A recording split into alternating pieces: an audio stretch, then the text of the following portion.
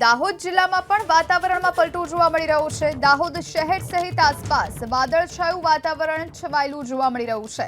આકાશમાં કાળા ડિબાંગ વાદળો છવાયા છે। અચાનકથી સવારથી જ વાતાવરણમાં પલટો દાહોદમાં જોવા મળી રહ્યો છે। તાપીમાં તો ઝરમર વરસાદ શરૂ થઈ ગયો છે। ખેડૂતોની ચિંતામાં વધારો થયો છે। આ તરફ દાહોદ જિલ્લાના વાતાવરણમાં પણ પલટો નજરે પડી રહ્યો છે।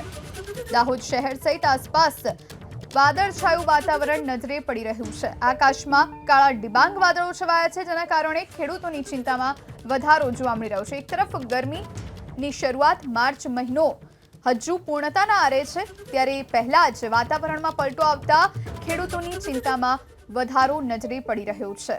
તો તાપી બાદ દાહોદ જિલ્લાના વાતાવરણમાં પણ પલટો આવ્યો છે। એક તરફ હવામાન વિભાગે હીટવેવની આગાહી વ્યક્ત કરી આકરો તાપ સહન કરવા માટે તૈયાર રહેવાની સૂચના આપવામાં આવી, ત્યારે બીજી તરફ દાહોદના વાતાવરણમાં પલટો આવ્યો છે।